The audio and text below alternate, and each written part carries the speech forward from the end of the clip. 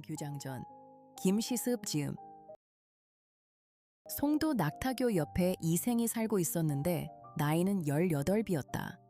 풍운이 맑고 재주가 뛰어나 일찍부터 국학에 다녔는데 길을 가면서도 시를 읽었다. 선중리 귀족집에서는 최씨 처녀가 살고 있었는데 나이는 10대 6쯤 되었다. 태도가 아리답고 수도 잘 놓았으며 시와 문장도 잘 지었다. 세상 사람들이 그들을 이렇게 칭찬하였다.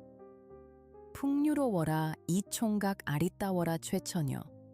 그 재주와 그 얼굴을 누군들 찬탄치 않으랴. 이생은 일찍부터 책을 옆에 끼고 학교에 다닐 때에 언제나 최씨네 집 북쪽 담 밖으로 지나다녔다. 수양버들 수십 그루가 간들거리며 그 담을 둘러싸고 있었다.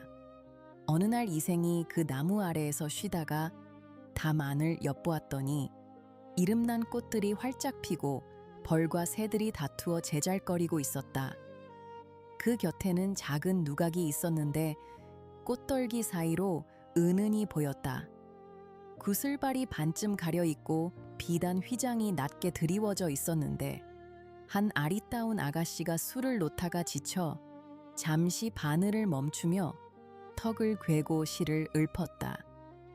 사창에 홀로 기대앉아 수놓기도 귀찮구나. 온갖 꽃 떨기 속에 꾀꼬리 소리 다정도 해라. 마음속으로 부질없이 봄바람을 원망하며 말없이 바늘 멈추고는 생각에 잠겼어라. 저기 가는 저 총각은 어느 집 도련님일까? 푸른 옷깃 넓은 띠가 늘어진 버들 사이로 비쳐오네. 이 몸이 죽어가서 대청 위에 제비되면 주렴 위를 가볍게 스쳐 담장 위를 날아 넘으리. 이생은 그 여인이 읊은 시를 듣고 마음이 근질근질하여 참을 수가 없었다. 그러나 그 집의 담이 높고도 가파르며 안채가 깊숙한 곳에 있었으므로 서운한 마음으로 갔다.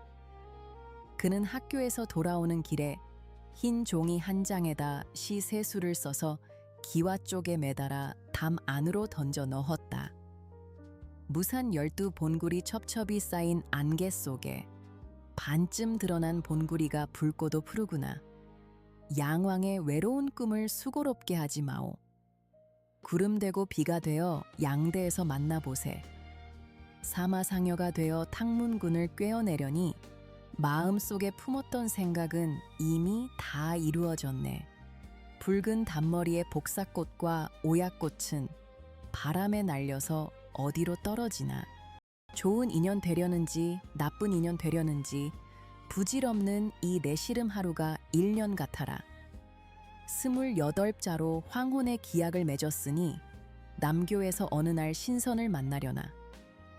최랑이 몸종 향하를 시켜서 그 편지를 주워다 보니 바로 이생이 지은 시였다.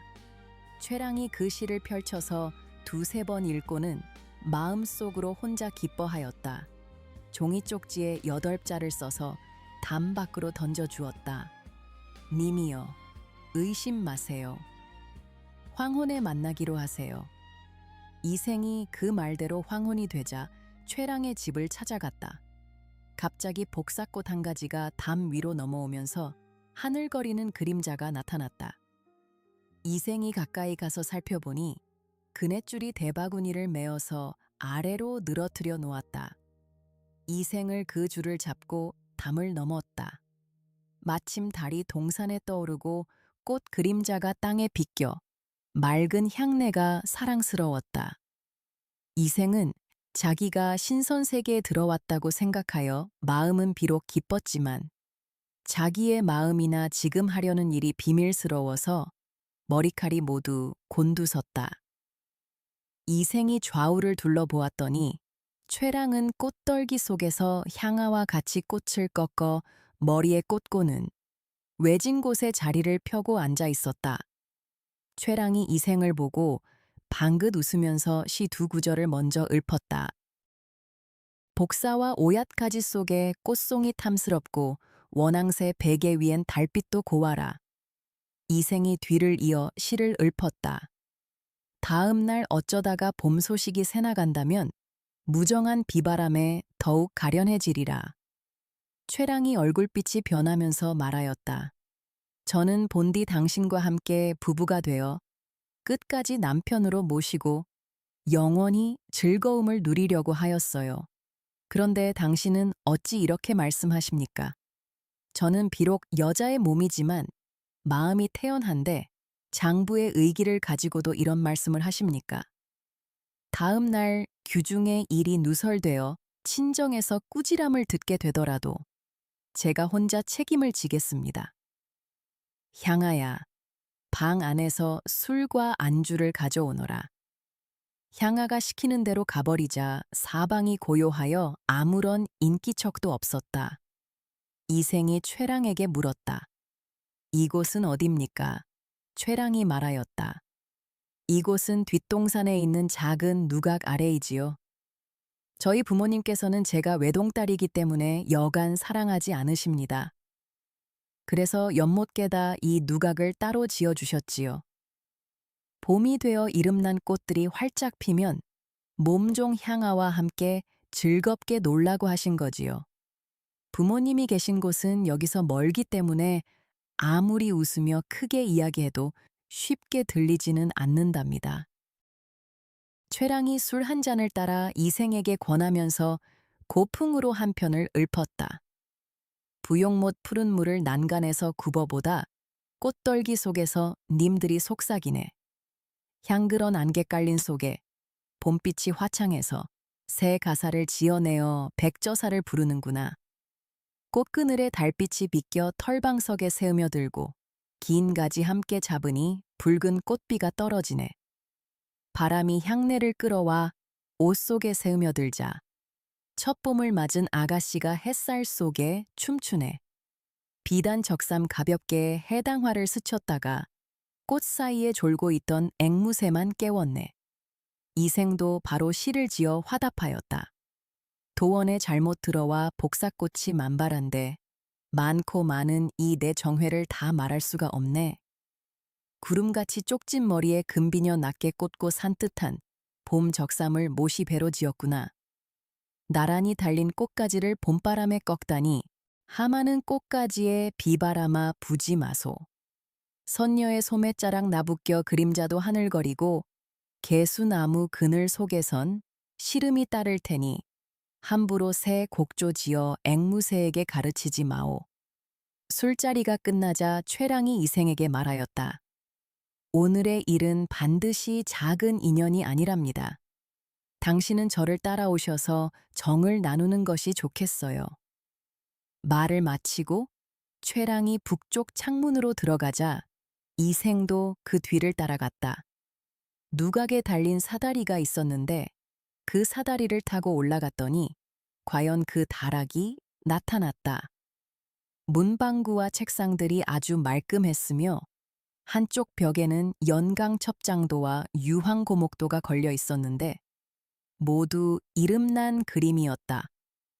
그 그림 위에는 시가 쓰여 있었는데 누가 지은 시인지는 알 수 없었다.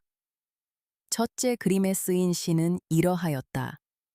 어떤 사람의 붓끝에 힘이 넘쳐 이 강 속에다 겹겹이 쌓인 산을 그렸던가. 웅장해라. 산만길의 저 방호산은 아득한 구름 사이로 반쯤만 드러났네. 저 멀리 산새는 몇백 리까지 뻗어 있는데 푸른 소라처럼 쪽진 머리가 가까이 보이네. 끝없이 푸른 물결 공중에 닿았는데 저녁 노을 바라보니 고향이 그리워라. 이 그림 구경하며 사람 마음이 쓸쓸해져 소상강 비바람에 배 띄운 듯하여라. 둘째 그림에 쓰인 시는 이러하였다. 쓸쓸한 대숲에선 가을 소리가 들리는 듯 비스듬히 누운 고목은 옛정을 품은 듯해라. 구부러진 늙은 뿌리엔 이끼가 가득 끼었고 굵고 곧은 가지는 바람과 천둥을 이겨왔네. 가슴 속에 간직한 조화가 끝이 없으니 미묘한 이 경지를 누구에게 말할 텐가. 위원과 여가도 이미 귀신이 되었으니 천기를 누설할 자가 그 몇이나 되려나. 갠 창가 그윽한 곳에서 말없이 바라보니 삼매경에 든 필법이 못내 사랑스러워라. 한쪽 벽에는 사철의 경치를 읊은 시를 각각 네 수씩 붙였는데 역시 누가 지었는지는 알 수 없었다. 그 글씨는 송설의 서체를 본바다 자체가 아주 곱고도 단정하였다. 그 첫째 폭에 쓰인 시는 이러하였다. 연꽃 그린 휘장은 따뜻하고 향내는 실 같은데 창밖에 붉은 살구꽃이 비 내리듯 하는구나. 다락머리에서 새벽 종소리에 남은 꿈을 깨고 보니 개나리 무성한 두 개 떼까치가 우짓네. 제비새끼 커가는데 안방 깊숙이 들어앉아 귀찮은 듯 말도 없이 금바늘을 멈추었네. 꽃 아래로 쌍쌍이 나비들 짝 지어 날며 그늘진 동산으로 지는 꽃을 따라가네. 꽃샘 추위가 초록 치마를 스쳐가면 무정한 봄바람에 이 내 간장 끊어지네. 말없는 이 심정을 그 누가 안다더냐. 온갖 꽃 만발한 속에 원앙새가 춤추는구나. 깊어가는 봄빛을 네 집 동산에 간직했나? 붉은 꽃집, 푸른 나무십 사창의 빛이었네. 뜰하게 꽃과 풀들은 봄 시름에 겨웠는데 주렴을 가볍게 걷고 지는 꽃을 바라보네. 그 둘째 폭에 쓰인 시는 이러하였다. 미리삭 처음 베고 제비 새끼 날아드는데 남쪽들엔 석류꽃이 두루 피었구나. 푸른 창가에 앉아 길쌈하는 아가씨는 붉은 비단을 마름질하여 새 치마를 지으려네. 매실이 익는 철에 부슬부슬 비가 내리는데 회나무 그늘에 꾀꼬리 울고 제비는 주렴으로 날아드네. 또한 해봄 풍경이 시들어가니 고령곶 떨어지고 죽순이 삐죽 솟았네. 푸른 살구 손에 쥐고 꾀꼬리에게 던져보네. 남쪽 난간에 바람 일고 해그림자 더디어라. 연잎에 향내 가시고 못에는 물이 가득한데 푸른 물결 깊은 곳에서 원앙새가 목욕하네. 등 평상 대자리에 무늬가 물결지고 소상강 그린 병풍에는 구름이 한 자락 있네. 낮꿈을 깨고도 나른해 누웠더니 반창에 비낀 햇살이 뉘엿뉘엿 넘어가네. 그 셋째 폭에 쓰인 시는 이러하였다. 가을 바람이 쌀쌀해서 찬이슬이 맺히고 달빛도 고와서 물빛 더욱 푸르구나. 한 소리 또 한 소리 기러기 울며 돌아가는데 우물에 오동잎 지는 소리를 다시금 듣고파라.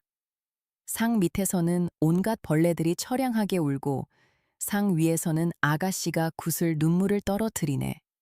만리박 싸움터에 몸을 바친 님에게도 오늘 밤 옥문관의 달빛이 환하겠지. 새 옷을 마르려니 가위가 차가워라. 나지기 아이 불러 다리미를 가져오라네. 다리미에 불 꺼진 걸 살피지 못하다가 머리를 긁으며 피리대로 가만히 헤치네. 작은 연못에 연꽃도 지고 파초 잎도 누래지자 원앙 그린 기와 위에 첫서리가 내렸네. 묵은 시름 새 원한을 막을 길이 없는데 귀뚜라미 울음까지 골방에 들리네. 그 넷째 폭에 쓰인 시는 이러하였다. 한 가지 매화 그림자가 창 앞으로 뻗었는데 바람 센 서쪽 행랑의 달빛 더욱 밝아라. 화롯불 꺼졌는지 부저로 헤쳐보고는 아이를 불러다 차솥을 바꾸라네. 밤서리에 놀란 잎이 자주 흔들리고 돌개바람이 눈을 몰아 긴 마루로 들어오네. 님 그리워 밤새도록 꿈속에 뒤척이니 빙하가 어디런가. 그 옛날 전쟁터 일세. 창에 가득한 붉은 해는 봄날처럼 따뜻한데 시름에 잠긴 눈썹에 졸음까지 더하네. 병에 꽂힌 작은 매화는 필듯 말듯 하는데 수줍어 말도 못하고 원앙새만 수놓는구나. 쌀쌀한 서리바람이 북쪽 숲을 스치는데 처량한 까마귀가 달을 보며 우는구나. 등불 앞에 님 생각 눈물 되어 흐르니 실에도 떨어지고 바늘에도 떨어지네. 한쪽에 작은 방 하나가 따로 있었는데 휘장. 요. 이불 덮 베개들이 또한 아주 깨끗하였다. 휘장 밖에는 사양을 태우고 난향의 촛불을 켜놓았는데 환하게 밝아서 마치 대낮 같았다. 이생은 최랑과 더불어 마음껏 즐거움을 누리면서 여러 날 머물었다. 어느 날 이생이 최랑에게 말하였다. 옛 성인의 말씀에 어버이가 계시면 나가 놀더라도 반드시 일정한 곳에 있어야 한다. 고 하였는데 이제 내가 부모님을 떠난 지가 사흘이나 되었소. 부모님께서 반드시 대문에 기대어 기다리실 테니 이 어찌 아들의 도리라고 하겠소? 최랑은 서운하게 여기면서도 고개를 끄덕이고는 담을 넘어 보내주었다. 이생을 이 뒤부터 저녁마다 최랑을 찾아가지 않는 날이 없었다. 어느 날 저녁에 이생의 아버지가 이생을 꾸짖으며 말하였다. 네가 아침에 나갔다가 저녁에 돌아오는 것은 옛 성인의 어질고 의로운 가르침을 배우기 위해서이다. 그런데 요즘은 저녁에 나갔다가 새벽에 돌아오니 이게 어찌 된 일이냐. 반드시 경박한 놈들의 행실을 배워 남의 집 담을 넘어서 아가씨나 엿보고 다닐 게다. 이런 일이 만일 탄로되면 남들은 모두 내가 자식을 엄하게 가르치지 못했다고 책망할 것이다. 또 그 처녀도 지체 높은 집안의 딸이라면 반드시 내 미친 짓 때문에 그 집안을 더럽히게 될 것이다. 남의 집에 죄를 지었으니 이 일이 작지 않다. 너는 빨리 영남으로 내려가서 종들을 데리고 농사나 감독하거라. 다시는 돌아오지 말아라. 그 이튿날 이생의 아버지가 이생을 울주로 내려보냈다. 최랑은 저녁마다 화원에서 이생을 기다렸지만 여러 달이 되어도 돌아오지 않았다. 최랑은 이생이 병에 걸렸다고 생각하여 향아를 시켜 이생의 이웃들에게 물레 물어보게 하였다. 이웃들이 이렇게 대답하였다. 이도령은 그 아버지에게 죄를 지어 영남으로 떠난 지가 벌써 여러 달이나 되었다오. 최랑은 이 소식을 듣고 병을 얻어 침상에 누웠다. 엎치락 뒤치락하며 일어나지 못하고 음식도 먹지 못하였다. 말도 앞뒤가 맞지 않았으며 얼굴이 초췌해졌다. 최랑의 부모가 이상하게 여겨 그 병의 증상을 물었지만 묵묵히 아무런 말도 하지 않았다.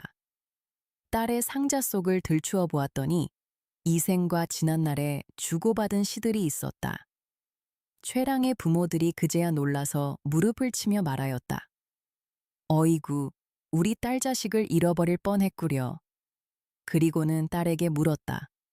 이생이 누구냐 이렇게 되자 최랑도 더 이상 숨길 수 없어 목구멍에서 겨우 나오는 소리로 부모에게 아뢰었다. 아버님과 어머님께서 길러주신 은혜가 깊으니 어찌 사실을 숨기겠습니까? 저 혼자 생각해보니 남녀가 서로 사랑을 느끼는 것은 인정 가운데서도 가장 중요합니다. 그러므로 결혼할 좋은 시기를 놓치지 말라는 말은 경의 주남편에도 나타나고 여자가 정조를 지키지 못하면 흉하다는 말은 역에서도 경계하였습니다. 저는 버들처럼 가냘픈 몸으로 얼굴빛이 시드는 것은 생각지 않고서 절개를 지키지 못하여 옆 사람들에게 비웃음을 받게 되었습니다. 새삼덩굴이 다른 나무에 의지해서 살듯이 저는 벌써 위당의 처녀 노릇을 가게 되었으니 죄가 이미 가득 차 집안에까지 누를 끼치게 되었습니다.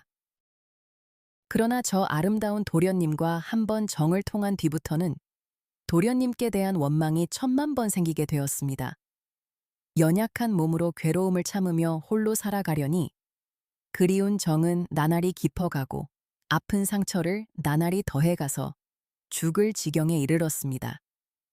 이제는 원한 맺힌 귀신으로 화해버릴 것 같습니다. 부모님께서 제 소원을 들어주신다면 남은 목숨을 보존하게 되고 이 간절한 청을 거절하신다면 죽음만이 있을 뿐입니다. 이생과 저승에서 다시 만나 논일지언정 맹세코 다른 가문에는 오르지 않겠습니다. 그러자 부모도 이미 그의 뜻을 알았으므로 다시는 병의 증세를 묻지 않았다. 타이르고 달래면서 그의 마음을 누그러뜨려 주었다. 그리고는 중매쟁이의 예를 갖추어 이생의 집으로 보냈다. 이생의 아버지가 최씨 집안이 얼마나 번성한지 물은 뒤에 말하였다. 우리 집 아이가 비록 어린 나이에 바람이 났지만 학문에 정통하고 사람답게 생겼소. 앞으로 장원급제할 것이며 훗날 이름을 세상에 떨칠 것이니 서둘러 혼처를 정하고 싶지 않소. 중매장이가 돌아가서 그대로 아뢰자 최 씨가 다시 중매인을 이씨 집으로 보내어 말하게 하였다. 한 시대의 친구들이 모두들 그 댁의 영식은 재주가 남달리 뛰어나다고 칭찬하였습니다. 아직은 또아리를 틀고 있지만 어찌 끝까지 연못 속에 잠겨만 있겠습니까? 빨리 혼산날을 정해 두 집안의 즐거움을 이루는 것이 좋겠습니다. 중매쟁이가 돌아가서 또 그 말을 이생의 아버지에게 전하였더니 이생의 아버지가 말하였다. 나도 젊었을 때부터 책을 잡고 학문을 닦았지만 나이 늙도록 성공하지 못하였소. 종들도 흩어지고 친척의 도움도 적어 생업이 신통치 않고 살림도 궁색해졌소. 그러니 문벌 좋고 번성한 집안에서 어찌 한갓 빈한한 선비를 사위로 삼으려 하시겠소. 이는 반드시 일 만들기 좋아하는 이들이 우리 집안을 지나치게 칭찬해서 귀댁을 속이려는 것일 거요. 중매쟁이가 돌아와서 또 최 씨 집안에 전하자. 최 씨 집안에서는 이렇게 말하였다. 예물 드리는 모든 절차와 옷차림은 모두 저희 집에서 갖추겠습니다. 좋은 날을 가려서 화촉의 시기만 정해주시면 좋겠습니다. 중매쟁이가 또 돌아가서 이 말을 전하였다. 이씨 집안에서도 이렇게까지 되자 뜻을 돌려 곧 사람을 보내어 이생을 불러다 그의 생각을 물었다. 이생을 스스로 기쁨을 이기지 못하여 곧시 한수를 지었다. 깨어진 거울이 다시 둥글게 되니 만남도 때가 있어 은하의 까마귀와 까치들이 아름다움 기약을 도와주었네. 이제야 월한오이니 붉은 실을 잡아 메었으니 봄바람이 건듯 불더라도 소쩍새를 원망 마소. 최랑이 이 시를 듣고는 병도 차츰 나아져 자기도 시를 지었다. 나쁜 인연이 바로 좋은 인연이던가. 그 옛날 맹세가 마침내 이루어졌네. 어느 때나 님과 함께 작은 수레를 끌고 갈까. 아이야, 나를 일으켜 다오 꽃비녀를 손질하련다. 이에 좋은 날을 가려 마침내 혼례를 이루니 끊어졌던 사랑이 다시 이어지게 되었다. 그들은 부부가 된 이후에 서로 사랑하면서도 공경하여 마치 손님처럼 대하니 비록 양홍, 맹광이나 포선, 소군이라도 그들의 절개와 의리를 따를 수가 없었다. 이생이 이듬해 문과에 급제하여 높은 벼슬에 오르자 그의 이름이 조정에 알려졌다. 신축년 1361에 홍건적이 서울을 점거하자 임금은 복주로 피난 갔다. 적들은 집을 불태워 없애버렸으며 사람을 죽이고 가축을 잡아먹었다. 부부와 친척끼리도 서로 보호하지 못했고 동서로 달아나 숨어서 제각기 살 길을 찾았다. 이생은 가족들을 데리고 외진 산골로 숨었는데 한 도적이 칼을 빼어들고 뒤를 쫓아왔다. 이생은 달아나 목숨을 건졌지만 최랑은 도적에게 사로잡혔다. 도적이 최랑의 정조를 빼앗으려 하자 최랑이 크게 꾸짖었다. 창기 같은 놈아, 나를 죽여 먹어라. 내 차라리 죽어서 시랑의 밥이 될지언정 어찌 개돼지 같은 놈의 짝이 되겠느냐. 도적이 노하여 최랑을 죽이고 살을 도려내었다. 이생은 거친 들판에 숨어서 겨우 목숨을 보전하다가 도적이 이미 다 없어졌다는 소식을 듣고 부모님이 사시던 옛집을 찾아갔다. 그러나 그 집은 이미 싸움통에 불타 없어졌다. 또 최랑의 집에도 가보았더니 행랑채는 황량했으며 쥐와 새들의 울음소리만 들려왔다. 이생은 슬픔을 이기지 못하여 작은 누각으로 올라가서 눈물을 거두며 길게 한숨을 쉬었다. 날이 저물도록 우두커니 홀로 앉아 지나간 일들을 생각해보니 완연히 한바탕 꿈만 같았다. 이경쯤 되자 희미한 달빛이 들보를 비춰주는데 낭에서 발자국 소리가 들려왔다. 그 소리는 멀리서부터 차츰 가까이 다가왔다. 이르고 보니 바로 최랑이었다. 이생은 그가 이미 죽은 것을 알고 있었지만 너무도 사랑하는 마음에 의심하지도 않고 물어보았다. 당신은 어디로 피난 가서 목숨을 보전하였소? 여인이 이생의 손을 잡고 한바탕 통곡하더니 이내 사정을 이야기하였다. 저는 본디 양가의 딸로서 어릴 때부터 가정의 교훈을 받아 수놓기와 바느질에 힘썼고 시서와 예법을 배웠어요. 그래서 규방의 법도만 알 뿐이지 그 밖의 일이야 어찌 알겠어요. 마침 당신이 붉은 살구꽃이 핀 담 안을 엿보았으므로 제가 푸른 바다에 구슬을 바친 거지요. 꽃 앞에서 한번 웃고 평생의 가약을 맺었고 휘장 속에서 다시 만날 때에는 전기 100년을 넘쳤었지요. 여기까지 말하고 보니 슬프고도 부끄러워 견딜 수가 없군요. 장차 100년을 함께 하자고 하였는데 뜻밖의 횡액을 만나 구렁에 넘어질 줄이야. 어찌 알았겠어요? 늑대 같은 놈들에게 끝까지 정조를 잃지 않았지만 제 몸은 진흙탕에서 찢겨졌답니다. 천성이 저절로 그렇게 된 것이지. 인정으로야 어찌 그럴 수 있었겠어요? 저는 당신과 외딴 상골에서 헤어진 뒤에 짝 잃은 새가 되었었지요. 집도 없어지고 부모님도 돌아가셨으니 피곤한 혼백을 의지할 곳도 없는 게 한스러웠답니다. 저리는 중요하고 목숨은 가벼우니 쇠잔한 몸뚱이일망정 치욕을 면한 것을 다행스럽게 여겼지요. 그러나 마디마디 끊어진 제 마음을 그 누가 불쌍하게 여겨주겠어요? 한갓 애끓는 썩은 창제만 맺혀 있을 뿐이지요. 해골은 들판에 내던져졌고 간과 쓸개는 땅바닥에 널려졌으니 가만히 옛날의 즐거움을 생각해보면 오늘의 슬픔을 위해 있었던 것 같군요. 이제 봄바람이 깊은 골짜기에 불어오기에 저도 이승으로 돌아왔지요. 복례산 12년의 약속이 얽혀있고 3세의 향이 향그러우니 오랫동안 뵙지 못한 정을 이제 되살려서 옛날의 맹세를 저버리지 않겠어요. 당신이 지금도 그 맹세를 잊지 않으셨다면 저도 끝까지 잘 모시고 싶답니다.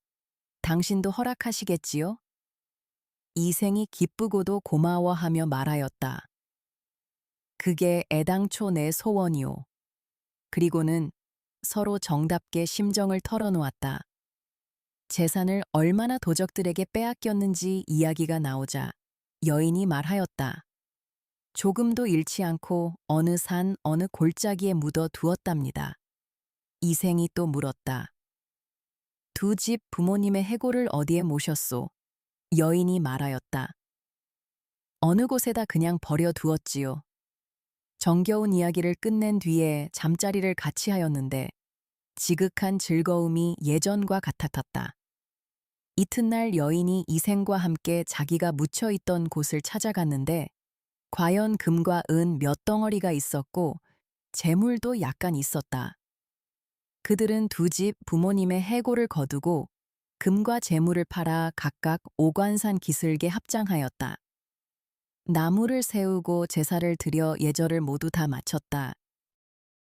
그 뒤에 이생도 또한 벼슬을 구하지 않고 최 씨와 함께 살게 되었다. 목숨을 구하려고 달아났던 종들도 또한 스스로 돌아왔다.